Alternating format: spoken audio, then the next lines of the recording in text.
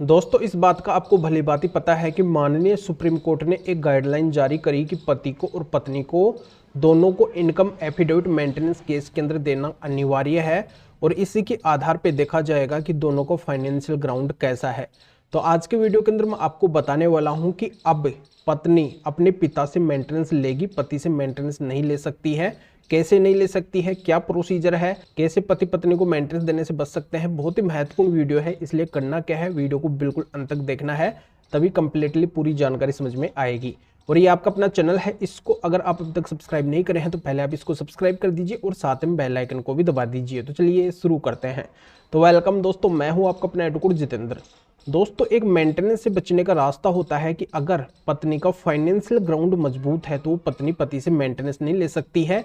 ये पहले से भी ये ग्राउंड चलता आया है, पर पति इसका यूज भी कर रहे हैं, कई पति इसका यूज भी नहीं कर रहे हैं। और कंपलसरी ये हो गया है कि माननीय सुप्रीम कोर्ट ने गाइडलाइन जारी करी कि अब पति पत्नी दोनों को इनकम एफिडेविट देना पड़ेगा, जिससे क्लियर हो जाएगा कि पत्नी की एसेट्स लाइबिलिटीज वगैरह क्या है, पति की एसेट्स लाइबिलिटीज वगैरह क्या है, पत्नी कितनी पढ़ी लिखी है, कोई जॉब कर रही है फिर नहीं कर रही है, उसका फाइनेंशियल ग्राउंड कैसा है, और इधर पति कितने पढ़े लिखे हैं, पति की जॉब क्या है, पति की इनकम क्या है, कहाँ से कितनी क्या इनकम हो रही है। यानी कि दोनों की आर्थिक स्थिति इनकम एफिडेविट के आधार पर क्लियर हो जाएगी। इसी के आधार पर तय किया जाएगा कि पत्नी को मेंटेनेंस मिलना चाहिए फिर नहीं मिलना चाहिए, कितना मेंटेनेंस मिलना चाहिए। तो दोस्तों आज के वीडियो के अंदर मैं आपको एक अनोखी जानकारी बताने वाला हूं जो पूरी तरह से कानूनी जानकारी है और इसी के द्वारा आप पत्नी को मेंटेनेंस देने से बच सकते हैं।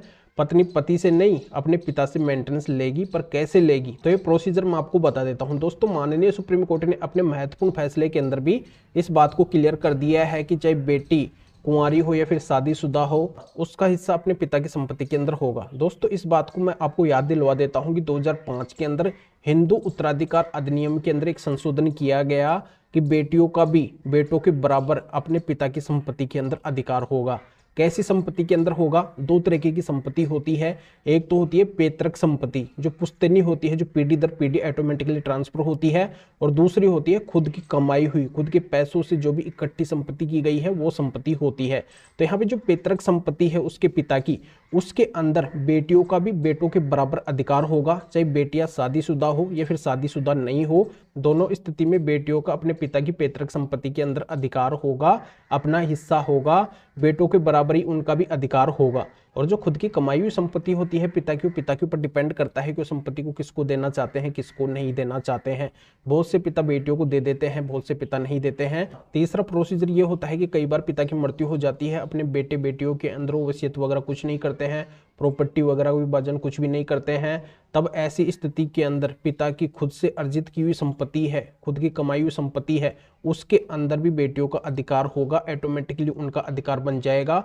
पैतृक संपत्ति के अंदर तो होगा, ऐसी स्थिति के अंदर पिता मौजूद नहीं है तो पिता की खुद की संपत्ति है उसके अंदर भी बेटियों का अधिकार हो जाएगा। तो दोस्तों ये जानकारी आपके अच्छे से समझ में आ गई होगी। अगर किसी पत्नी के पिता के पास में पैतृक और खुद की कमाई हुई संपत्ति बहुत अधिक है और उसके अंदर अगर पत्नी को हिस्सा मिल रहा है, पत्नी का हिस्सा है, तो पत्नी का एक फाइनेंशियल ग्राउंड बहुत मजबूत हो जाता है, उसको किसी के मेंटेनेंस की जरूरत नहीं पड़ती है, उसके पास में इतनी प्रॉपर्टी होती है कि वो खुद का मेंटेनेंस खुद कर सकती है। अगर आपकी पत्नी को भी ऐसी संपत्ति मिल रही है और उसने अगर इनकम एफिडेविट के अंदर ये सब शो नहीं किया है तो इसका सबूत आपको कोर्ट के अंदर देना है मेंटेनेंस केस के अंदर, और पूरी तरह से कोर्ट को कन्विंस करना है कि पत्नी की जब इतनी प्रॉपर्टी है तो उसको मेंटेनेंस की कहां से जरूरत पड़ गई, उसका फाइनेंशियल ग्राउंड पूरी तरह से मजबूत है, उसको किसी के मेंटेनेंस की जरूरत नहीं है। तो इस तरीके से आप पत्नी को मेंटेनेंस देने से बच सकते हैं। ये बहुत ही महत्वपूर्ण जानकारी है। और भी अगर कोई कानूनी जानकारी आपको लेनी है तो स्क्रीन के ऊपर मेरे व्हाट्सएप नंबर शो हो रहे हैं, इसके ऊपर व्हाट्सएप मैसेज करके अपॉइंटमेंट बुक करवा के डायरेक्टली मेरे से कॉल के ऊपर बात कर सकते हैं।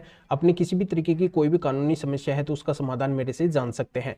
तो अभी आपको करना क्या है, वीडियो को लाइक करना है और शेयर भी करना है जो और लोगों तक ये जानकारी पहुंच सके। तो फिर आगे मिलेंगे आपसे नए टॉपिक के साथ में। आप सभी का बहुत बहुत धन्यवाद।